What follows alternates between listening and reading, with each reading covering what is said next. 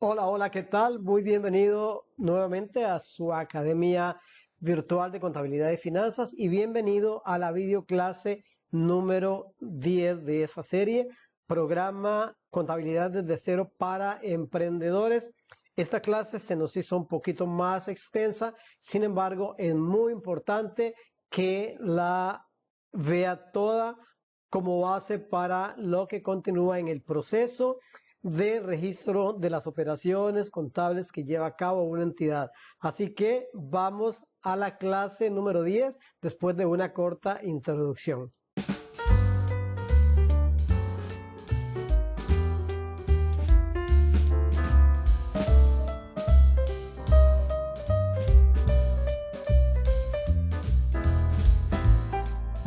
En esta clase vamos a hablar y explicar sobre el análisis y la operacionalización del concepto de cuenta, concepto que ya iniciamos en nuestra clase anterior.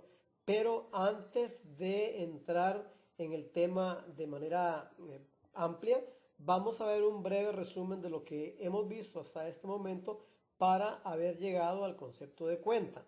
Comenzamos hablando del concepto de empresa, que es prácticamente la que le da vida a la contabilidad, porque en torno a ella gira la contabilidad, porque ella es la que opera, la que hace negocios, y para ello dijimos, la empresa está compuesta por una serie de grupos. Esa es la composición o esa es la estructura que tiene la empresa. Está compuesta, está organizada por grupos y hemos hablado de que está compuesta por 5 grandes grupos que ya el estudiante conoce si ha visto las clases anteriores, en donde esos 5 grandes grupos también tienen una clasificación. 3 grupos de ellos se conocen como grupos patrimoniales y 2 grupos se conocen como grupos de resultados.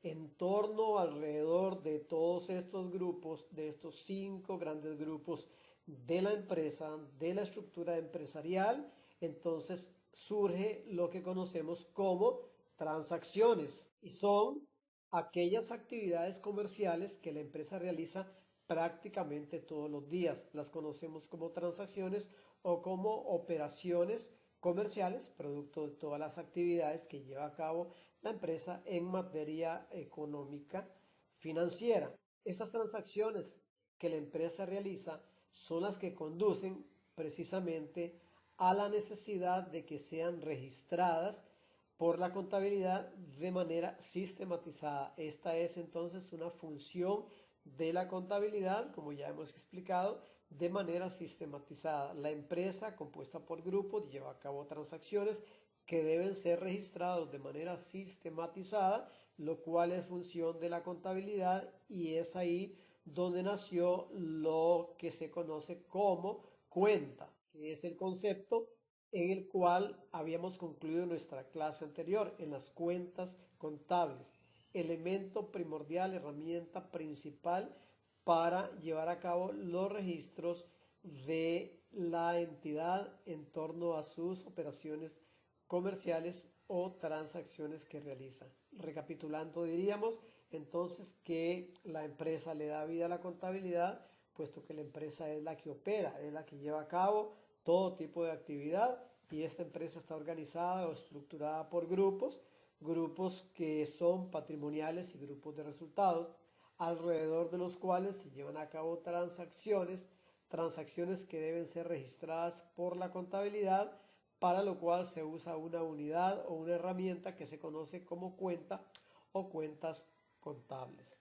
Habiendo visto este resumen, podemos continuar al tema de esta clase. Esta clase la hemos denominado análisis y operacionalización del concepto de cuenta. En toda transacción, esto es repetitivo, esto ya lo dije anteriormente varias veces, en toda transacción indefectiblemente encontraremos las cuentas.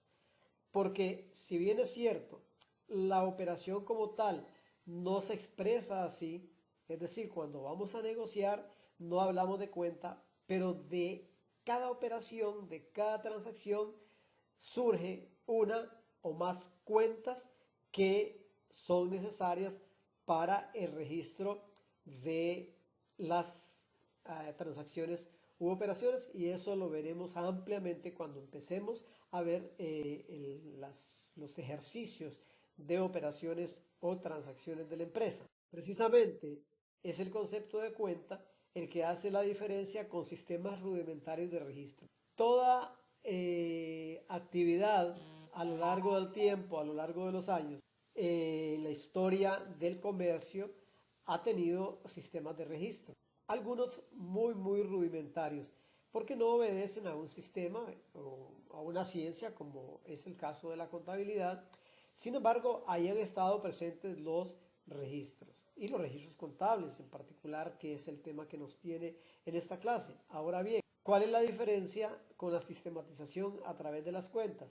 Que probablemente un sistema de registro rudimentario no sea tan entendible y tan claro para cualquier lector de la información, sino que lo será para quien está llevando a cabo ese tipo de registro. Y eso es lo que hace la gran diferencia con el concepto de cuenta en una contabilidad sistematizada, que lo debe hacer entendible tanto para quien genera la información como para quien va o quienes van a leer la información.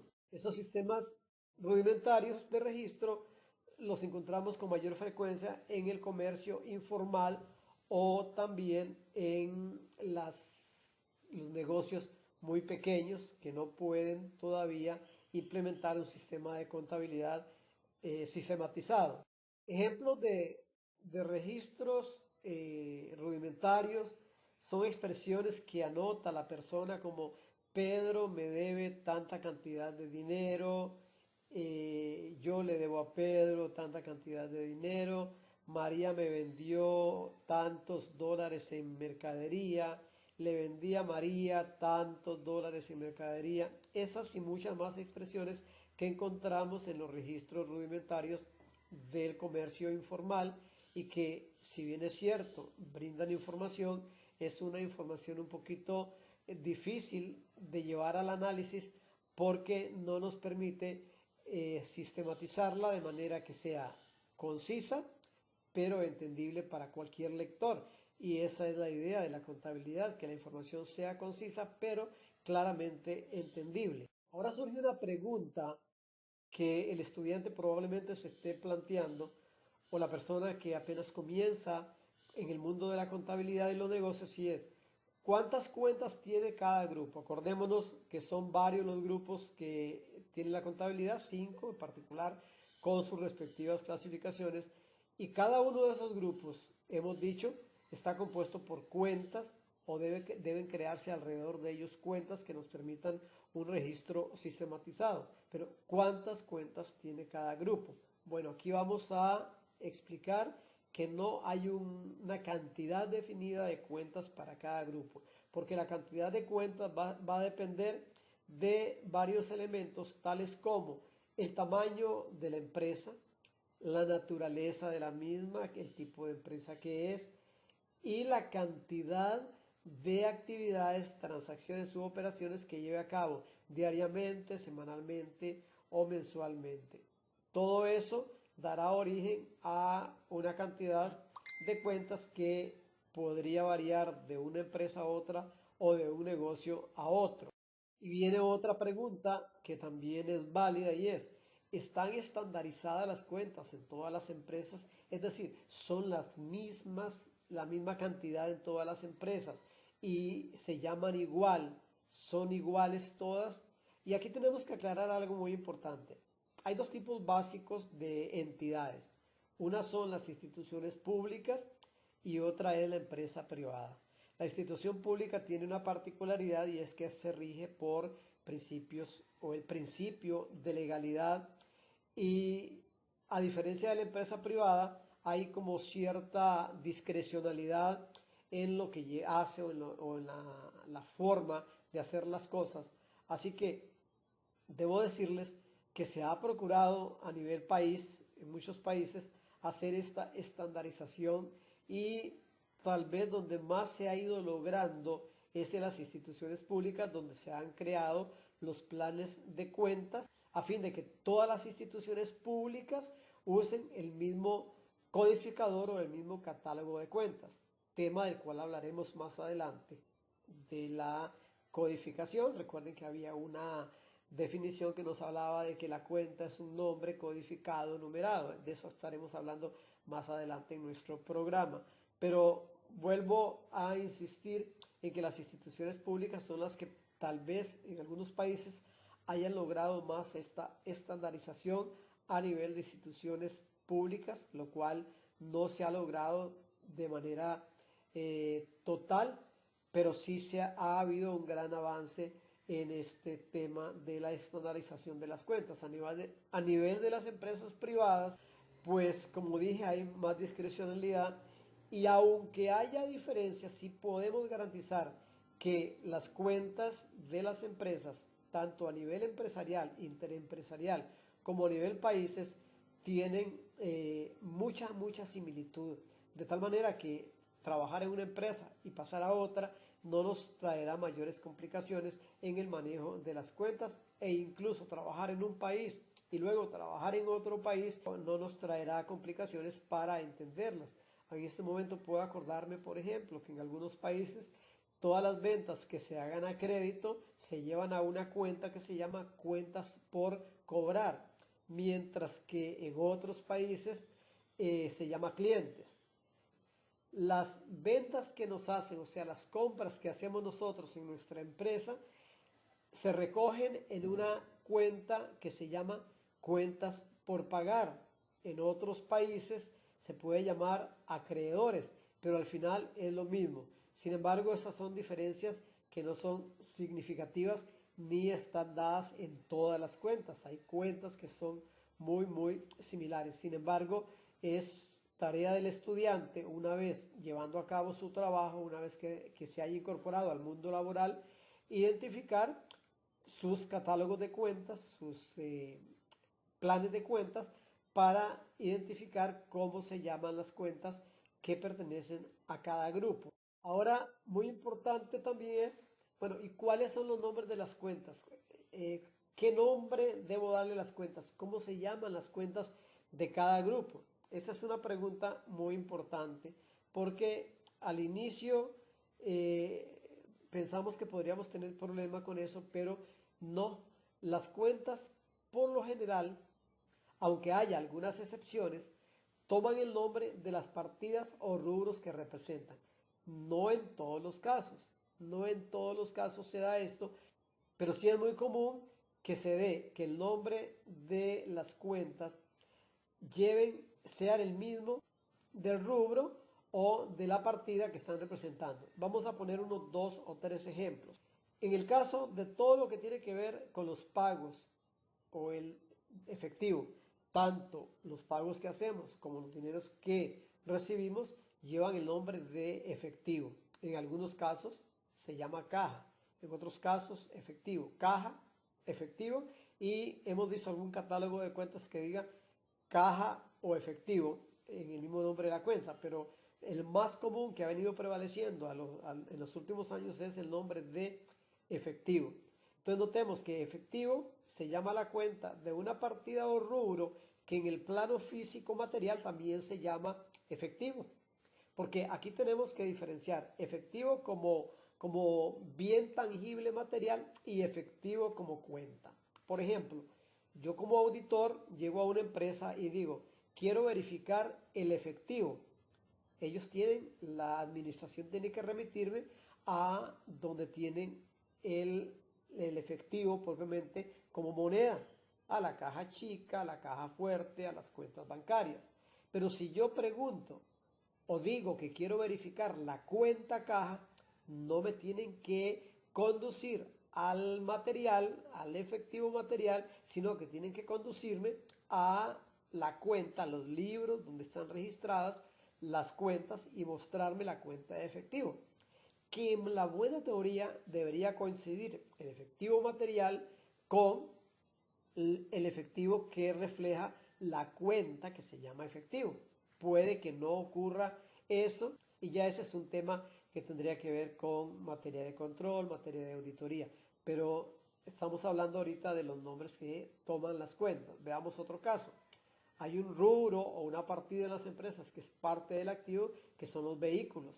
La cuenta tradicionalmente se ha venido a llamar también vehículos. Pero igual que el ejemplo del efectivo que puse, puede darse lo mismo, que tengamos que preguntar en una auditoría por los vehículos y me deban conducir al taller o al garaje o al lugar donde se guardan los vehículos para una verificación física del bien.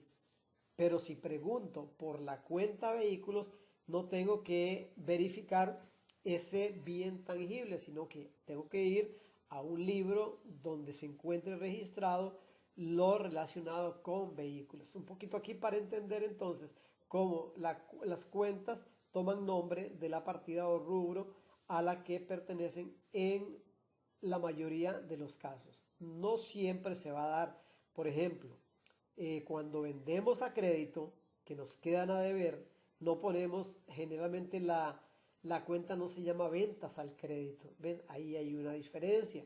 Ahí se ha dado ya por consenso general, por estándar, que se llame cuentas por cobrar. Aquí varía un poquito, pero es algo que el estudiante va a aprender en la práctica. Cuando vendemos a crédito, la cuenta no se llama ventas al crédito, se llama cuentas por cobrar.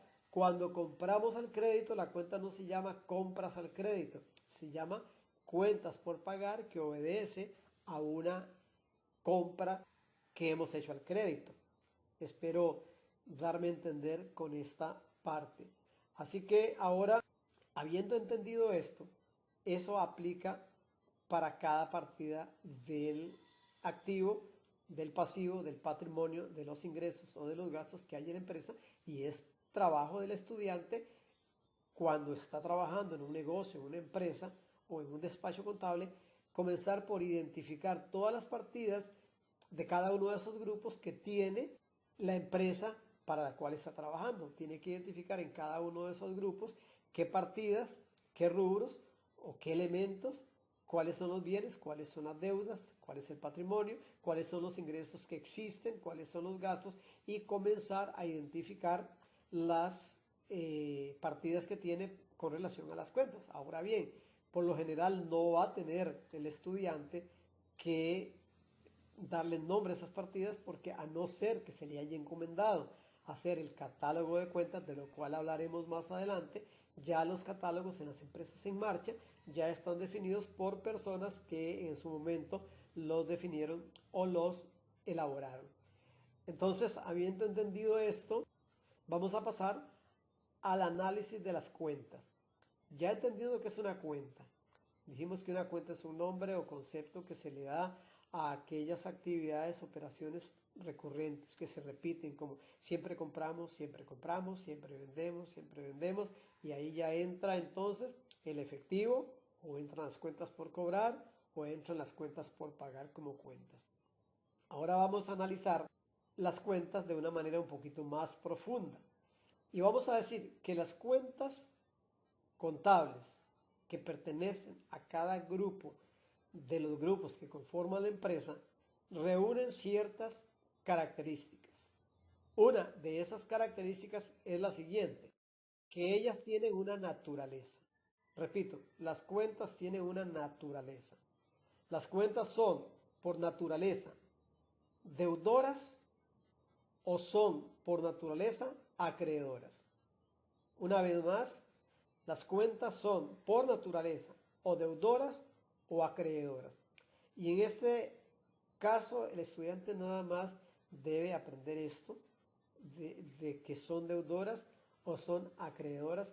Y de momento, por estar iniciando, no entrar en mayor profundidad, porque podría al principio tal vez confundirse un poco, pero quedémonos con que las cuentas son por naturaleza deudoras o son acreedoras.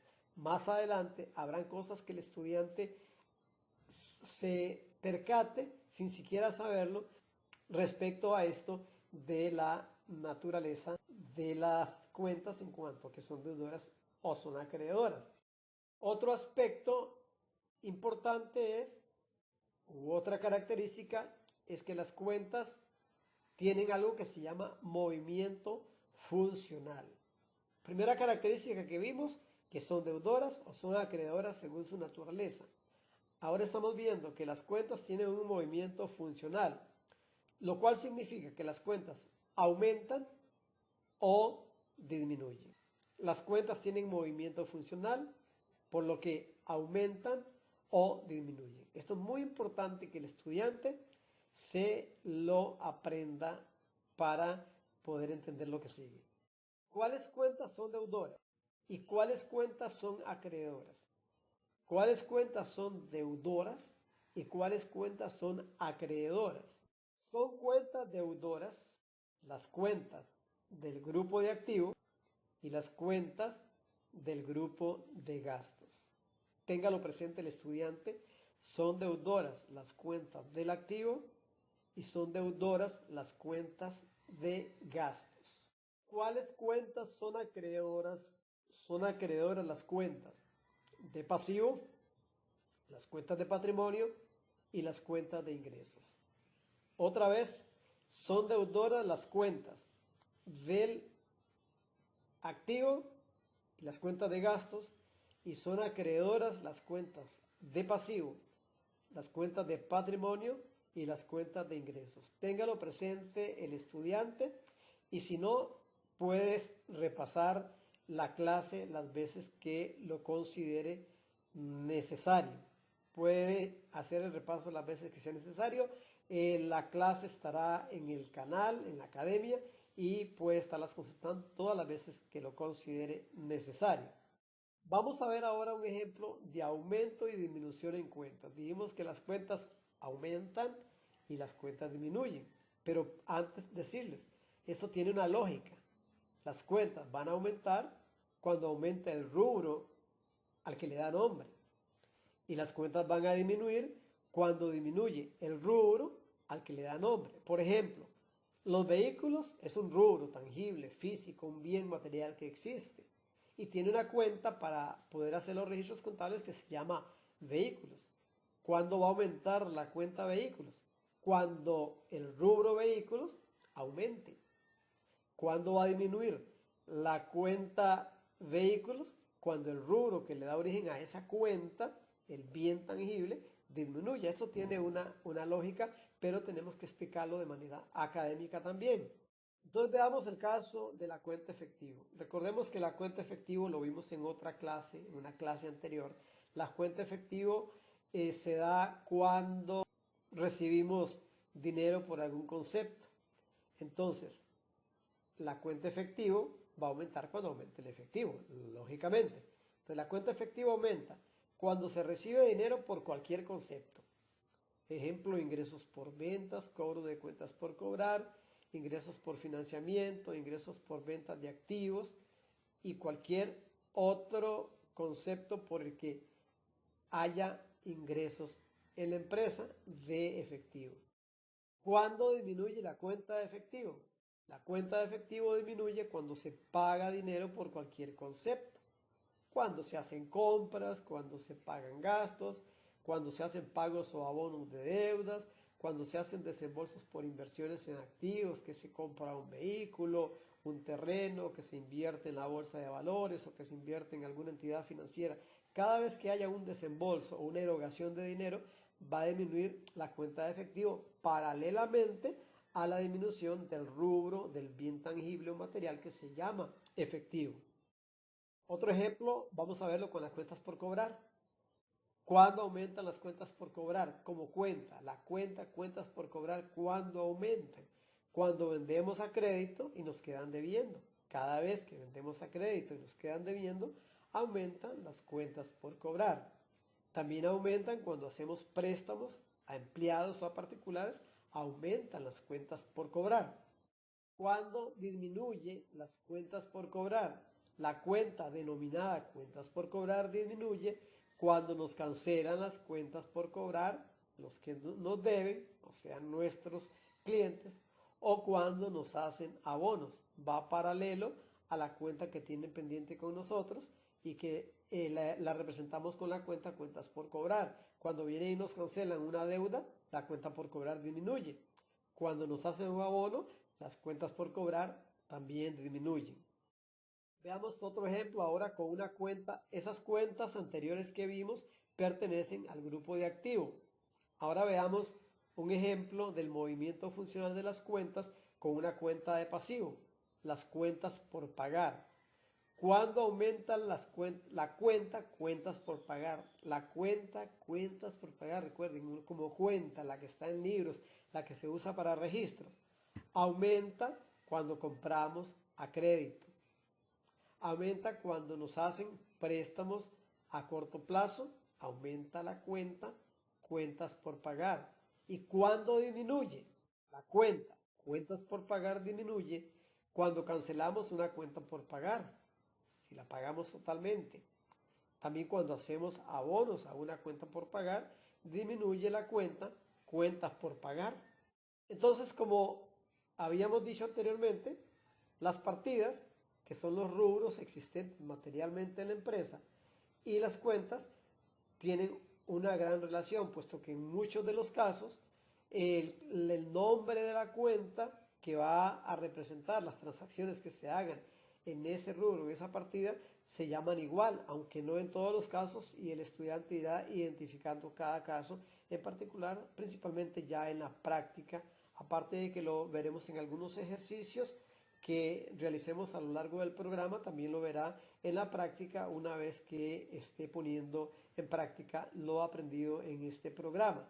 Entonces, aquí decimos que las partidas, o sea, los rubros existentes, tangibles, en muchas ocasiones, en muchos casos, le dan vida al nombre de la cuenta y esa es la relación que tienen. Y aunque hay excepciones, no debe preocuparnos porque vamos a ir conociendo los casos a lo largo del camino y una vez que estemos ya involucrados en el ejercicio de la contabilidad en alguna empresa o en algún negocio.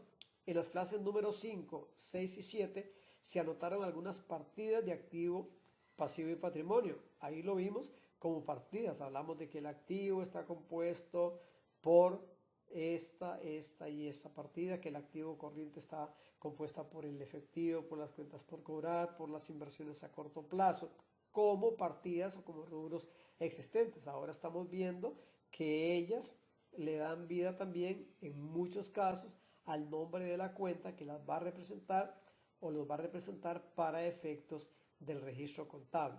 Ahí en esas clases el estudiante puede repasarlas.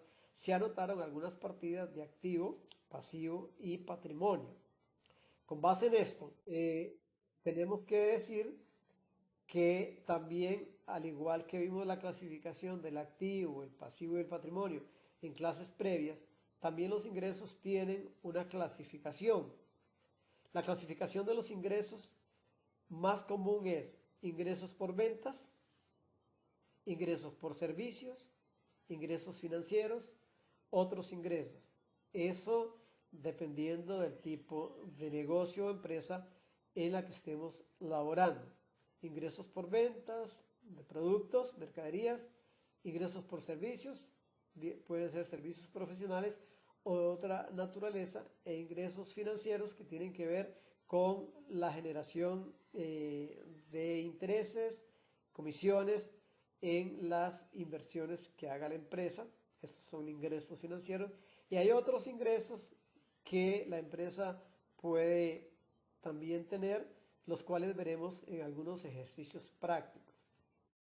Pero también los ingresos, así como tienen una clasificación, tienen una clasificación por subpartidas. Cuando hablamos de ingresos por ventas, puede ser que hablemos de ingresos por venta de productos específicos, porque puede ser que a la empresa o al negocio le interese tener un control estricto sobre cuánto vende un producto o en los productos específicos que comercializa. Igualmente, los ingresos por servicios, visto anteriormente, puede ser que haga una clasificación por servicios específicos, separando cada uno de ellos. Ingresos financieros, de igual manera, puede ser que sean ingresos por ingresos financieros específicos para cada inversión, para cada rubro, para cada institución donde tiene sus inversiones.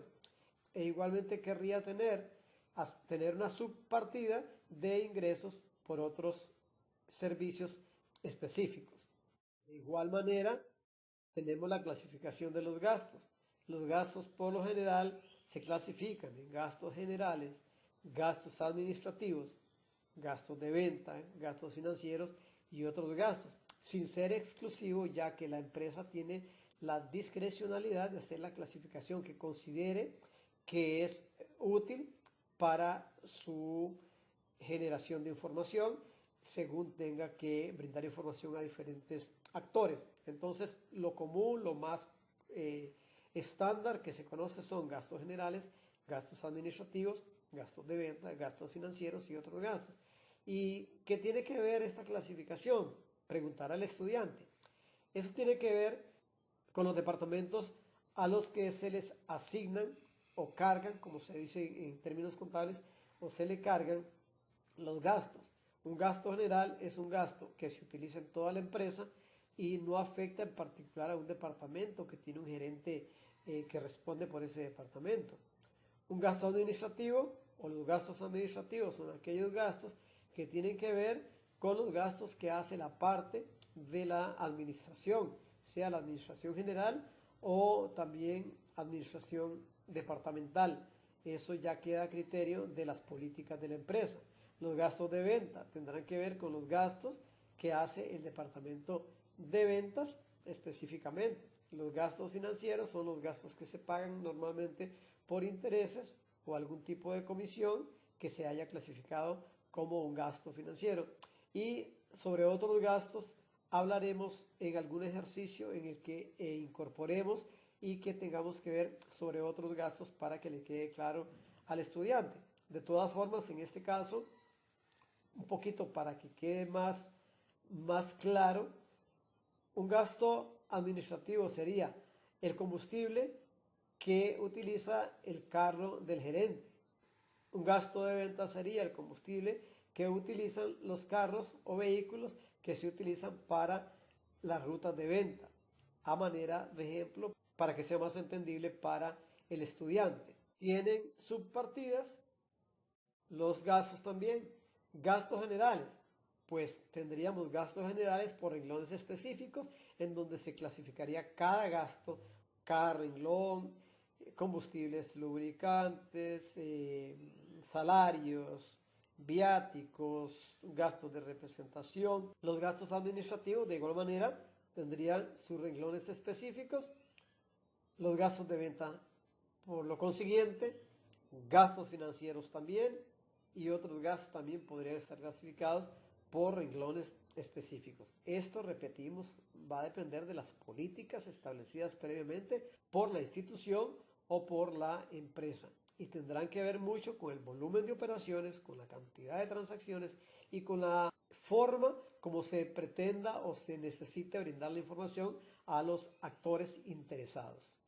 Esas subpartidas que hemos estudiado, que hemos analizado en esta clase, conducen a lo que se denomina, ya desde el punto de vista contable, subcuentas.